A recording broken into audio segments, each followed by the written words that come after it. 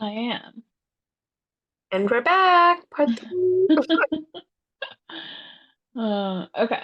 Silly goose. Okay. And look, we figured it out. Yay. Yay.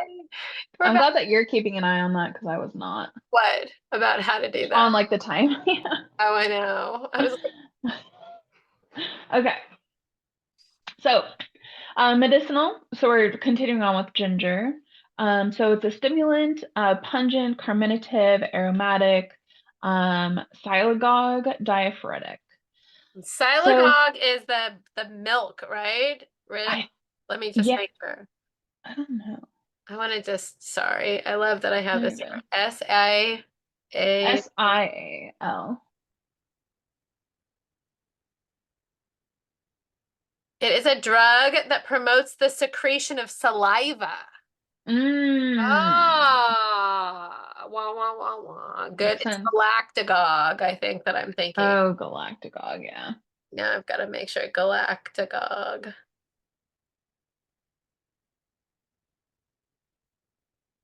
Yep, Mm. that's the flow of the milk. So sialagogue is the saliva. There you Mm.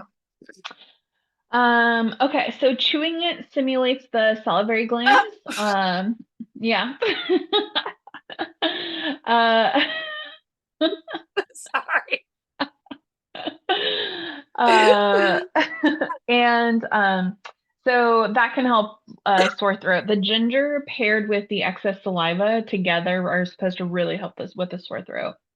So it's good for bad circulation, which we've talked about, and cramping, especially used externally. So you can make like an ointment, like a ginger ointment, and that can help with like muscle sprains or muscle cramps even. It when it's taken in hot, so if you make like an infusion with it, that produces sweat. It can produce sweat even if it's not taken hot, but you definitely see those effects when it's taken hot. And so it can be really helpful for arthritis, again, externally or internally, because it helps move the blood, and which is going to help remove the waste products. And then also externally because it'll help with like inflammation and stuff. So the Dobus Islanders use tradition mainly, allegedly, in their. Oh, wait, I forgot that we were switching to magical. Yeah, okay, so switching to magical. The Dobus Islanders use it in their practices by spitting out the ginger. So they take a piece of ginger, they chew it, and then they spit it out at the feet of the illness, which I think is. I looked up some things about this and I didn't get much information, but I think it's like at the feet of whoever has the illness, is what it seems like. And then it's also said that it was used to spit at an oncoming storm to stop the storm, although weather magic is kind of, but that's the Hey idea. now, And some people say they are weather. Stop it. Hey, Yay! to each their own, you know. Exactly. Um, so some people use it to catch the eye of pretty girls. So they'll chew it when they walk past like a girl that they think is pretty, and the girl's supposed to look at them or keep it in their pockets. I didn't see anything about like handsome guys, but pretty girls. And then consuming ginger root before some type of like ritual or ceremony is supposed to help generate more power because ginger kind of heats you up. It's seen as like its correspondence is fire. It's like horseradish and ginger are my go-to fire herbs. And so because you're adding like this fire, it's supposed to grant or lend like more power to the working. And then it said that you can plant a whole ginger root in your garden around your house to attract money into your household. Or you can sprinkle powdered ginger root into your pockets to attract money. Of course, my computer is gonna die. Let me plug it in.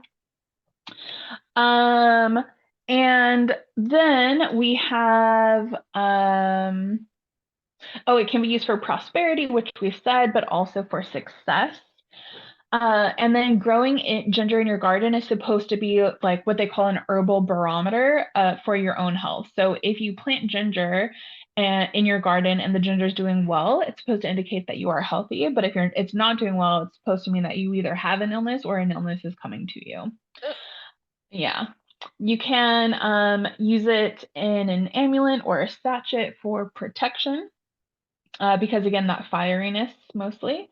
And then finding a piece of ginger that resembles a human is supposed to be very powerful, just like mandrake, in that regard.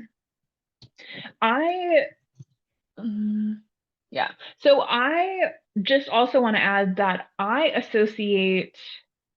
So with ashwagandha, we were talking about how it's associated with the root chakra because of like the basic needs, like the protection and like warmth and having, that kind of like in Strength this and world stability. tangent, Yes. yeah, things.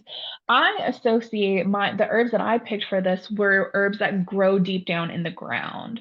And so Oh, it's like yeah. physical earthing. And so Yeah. that's why I chose them for my root chakra. So we went two slightly different routes, but I think all routes lead to root Oh, chakra. yeah. Oh, sweet. Okay, so then we have dandelion. Ooh, I love dandelion. I also I love was looking at the dandelion. difference between dandelion and sow thistle, and there's such a big difference. Mm, Dandelion stalk is so juicy and thick, and sow yeah, thistle is so yucky and yeah. sad. Not, yeah. I mean, yeah, South I don't Thistle is like it still as like much. nice, but it's not like robust like Exactly. dandelion.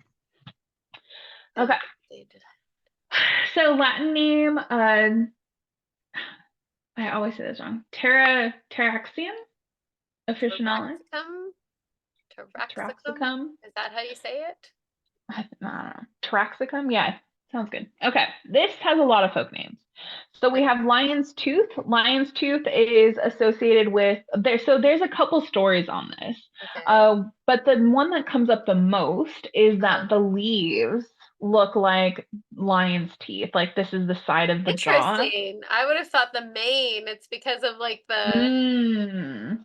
Yeah, so I think that that was another reason why they thought it might have been called that, but it's mostly like that part. And then also um the next like most common reason was um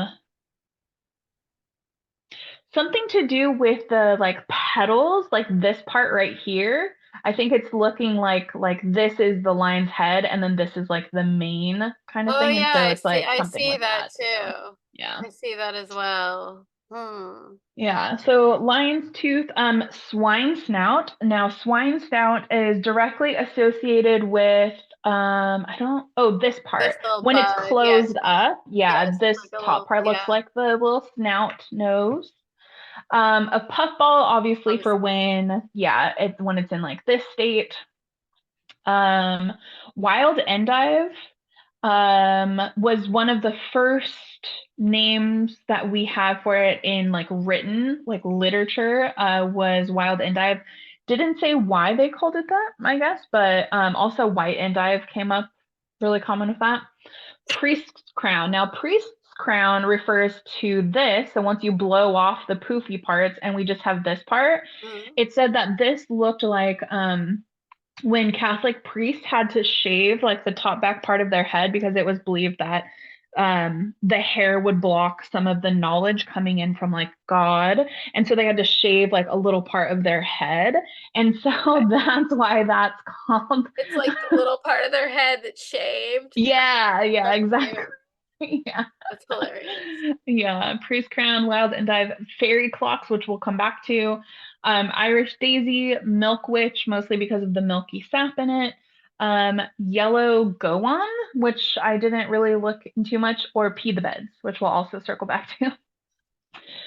So part used is the root, but it said that you need to wait until the root is at least 2 years old, because you can use it before then, but it doesn't have all of the like yummy nutrients and stuff until it's about 2 years old. So 2 years or older. Ginger, you're supposed to wait a year, by the way. Um, and the leaves. That's the two most common parts, is the roots and the leaves. Now in the books that I was looking at for this, not a one said anything about the flower head or the petals, but I use the flower heads and the petals, not medicinally, but it's good. Like if you make an infusion with it, like I would go and pick dandelion like flower petals, like heads, and rinse them and then steep them for infusion, which tastes really good. You can also make like jams with it or flavored honey, but nobody really talked about it, which was weird. Okay. So the flowers are very sensitive to the environment. So once rain starts falling down, they will close up to protect the little flower heads. And also once the sun goes down, they close up and then they reopen in the morning. And so this is why it's called fairy clocks, is because the lore is that the fairies would use them to see what time it is, and depending on like how open or closed they were, they could tell the time. I already said why it was called the swine snout and priest crown. So you can use the dried ground up roots for a coffee substitute, which was commonly used in World War I when coffee was just not readily available very much. And so you just take the dried roots, grind them up in a coffee grinder, and then put them like in your coffee maker. If you pluck a dandelion and then you make a little tear in the stem, you can get some of the white milky sap that comes out.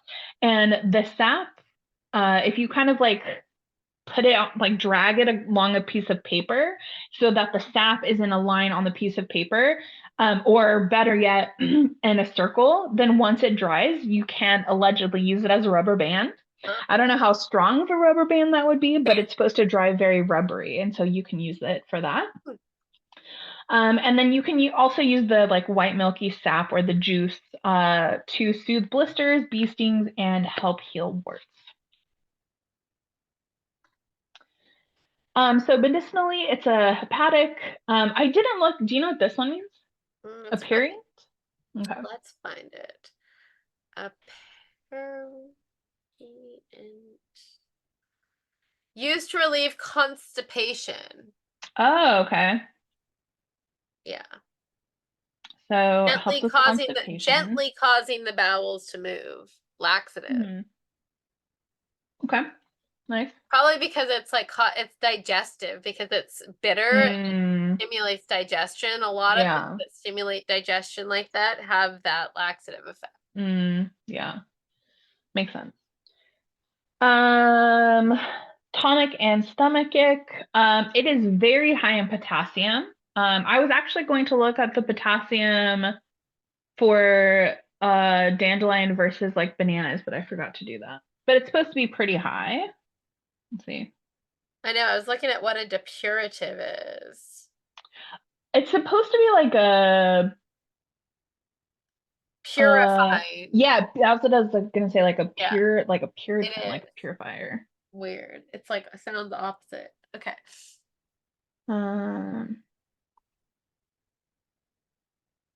I just wanted to say, okay, so 422. Are you looking for the banana deal or what? Yeah, just real quick. To see. I know that people can, you should eat, you can eat, you can live, like it's a great food source. So it is. So it says dandelion potassium is about 43 milligrams per gram, and banana is, oh, sorry, the recording just like notified me that I was done. I thought I was going to kick us off. And then it says that it says banana has 422 milligrams, but it doesn't say for how many grams. Oh, for 118 grams. 422. So 422. Hold on. Your thing is up, by the way. 23. Not Yeah. that. Oh, there we go. So it's pretty comparable. Banana has about 23 grams or milligrams, and I love dandelion. dandelion has I already forgot, but it's pretty comparable. 23 or 24. So about the same as a banana. Nice. Okay, so then young dandelion leaves, you can eat dandelion leaves like no matter how old they Yeah. are. Yes. Young ones taste better though. The older they are, the more bitter they're going to be. And so you can eat them raw like spinach. You can also, if you want to like saute them, you can blanch them first. So like put them in like water first and then saute them and that'll help. But the older the leaves, the more bitter they're going to taste. Also, dandelions are a good source of sodium, and so it's good for anemia. Anemia isn't about like low blood; it's about low like minerals in your blood, and so dandelion is good for that. And then also really good externally for skin, especially for things like eczema. My like lotion, my ointment that I use has a lot of dandelion in I it. think it's even good internally for skin issues. Like, I think it is as well. Yeah. It's just good all around. Um, yes, I already said this. Can be eaten cooked or raw. Good source of vitamins A, C, and K. Although they're not like as high as like potassium, it is still a good source of those.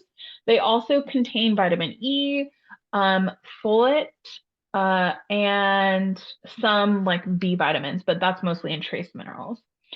It's high in iron, calcium, magnesium, and potassium. Now, a lot of these things are found in like the leaves, the stem, and the root, but again, not a lot of this isn't found in like the heads of the dandelion. yeah. I don't know the medicinal qualities of the heads, but I don't think it's very much. Oh, it's also the root is high in a soluble fiber that can help like with gut bacteria, like good bacteria in your You know gut. why? Because that inulin is a prebiotic. Mm. So what it does is inulin is a prebiotic, and it's hard, especially it's interesting because I'm sure you've heard me say this before, and I'm sure you'll hear me say it again about that people who do the gluten free really they don't understand what they're doing to their gut health, because wheat is one of the main ways that one of the main prebiotics that we get in the Western diet. And so when Hmm. you take away that, you have to search for those prebiotic fibers in Yeah. other places, and Hmm. inulin is a source, and nice to know where it's found. Yeah. Yeah. Dandelion Very root. true. The root of the, also a weird thing is uncooked sunchokes or something like that. Oh, Weird. I That's a love weird sunchokes. one. I know there's some weird places you can get some Mm. prebiotics, but like I said, the main ways around Kind us. of like you just have to what's it called? Like figure out the way around it. Like we if you don't eat meat, you don't get like your B12, and so you have to get B12 other ways because we used to get B12 from picking our fruit out of the ground and eating it. And we don't anymore. And so now we the only It's a Wonder place you Bread. can find it really is yeah, if it's like fortified foods, but Wonder Bread also started that whole fortified thing because yeah, nobody wanted their garbage bread. So yeah, stick. they fortified it. Yeah.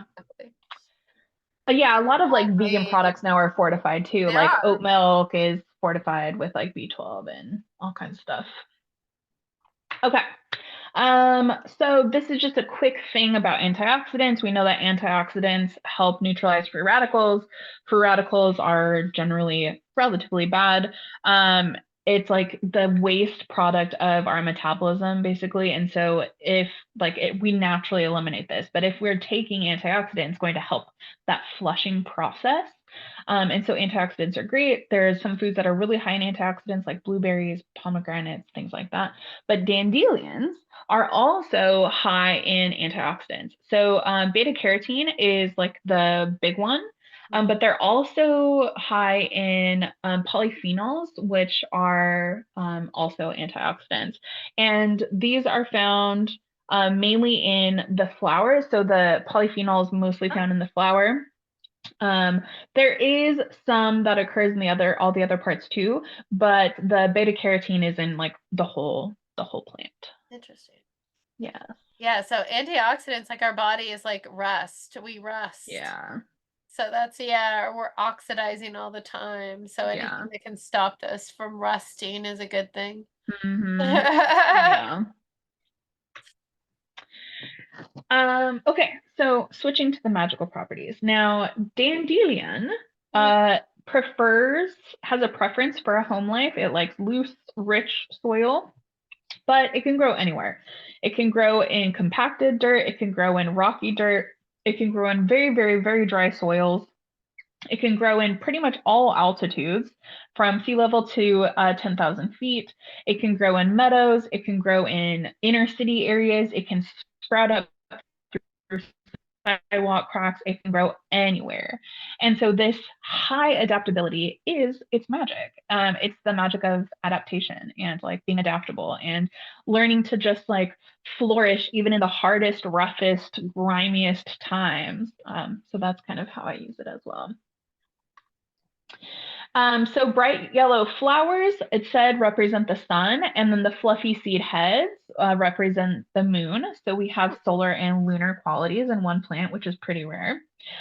My idea, too, I wanted to see what you think about this, is that it can embody all four elements. Now, I don't really like talking about how all four elements are found in like one specific plant because I think that's the beauty of working with the elements is bringing in different things. But I was thinking, so earth, because the roots grow down in earth, Yes.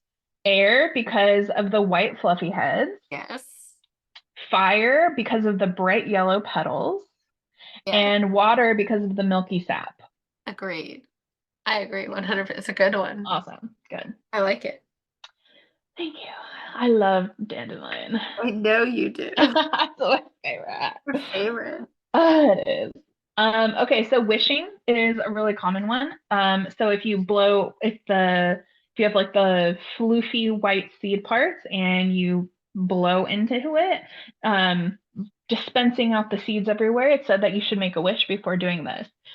Now, some places say that if you blow it and all of the seeds come loose at once, it means that the child's mother doesn't want you, so your mom doesn't like you.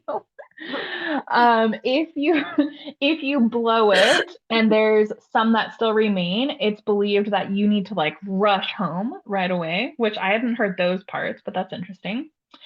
Some people believe that your wish will only come true if you blow all the seeds off the head, which is what I grew up believing. That's how I grew up. Yeah, you had to keep blowing as much. Yeah, and like you couldn't take in another breath because that's not one breath. You have to just exactly. There was also a belief that if you blew the seeds off of the head, however many were remaining is how long you would live. So, a lot of these are like bad, but you know. Yeah. Time telling quality. So magic pertaining to like time could work with this. So because it like opens during the day and closes at night, there's that like magical time telling qualities. But also if you blow on the head, however many seeds are left or how many tries it took you to blow all the seeds out is supposed to tell you what time it is. So if you had to blow 3 times, then it meant that, you blew, and then it took you 3 times to blow off all the seeds. It's supposed to mean that it's 3 o'clock. Interesting. Some people believe that you can picture a loved one in your mind, and then while you're thinking about them, you blow the seeds, like almost like to them, like you're imagining them in front of you, and you blow the seeds onto them, and that is supposed to help deliver a message to that person. And then the fluffy seeds sometimes are called hairy witches. And so if you catch one, it's supposed to be good luck. And if you catch one in the air and then you blow on that, then you're supposed to get like extra good luck. Ah, Yeah, because you've caught it and you've blown it. Um, and that's it. nice. I love Yeah. it. I actually have, it's really funny. I have a little necklace. I should have gotten it, but it's like this little like ball and it has one of the fluffy seeds in it. Hmm. And it was the maid of Er, honor gift that my Uh-huh. sister got me for Ah, her wedding. And so I've had it for like I don't know, 10 years or something. nice. So, yeah. So stop sharing and then I'll show you Oh this. yeah. This is cool. I had a friend who got me, who like picked, because all we have over here are sow thistles. So they picked me up some Mm. true dandelion heads. Oh, Like, yeah, nice. so that I could exactly stuck them in my little jar for me. Yeah. So I can I plant love them out that. here so we can get some real dandelions going out here. Nice. Yeah, we have some like good dandelions out here. Like they're hardy. I saw some recently. We have them too. We just don't have them right around me. But I look Mm, everywhere I look. I'm like, "Bruh." That's why yeah. Ditch Witch, I'm like ready to go with them. I'm like, are those the real ones? Yeah. Exactly. Mm, Well, let's okay. stop recording and then we can talk about personal stuff. Okay. I think you're recording now. Am I recording? Oh yeah. And Mm. okay. Oh wait. I want to stop.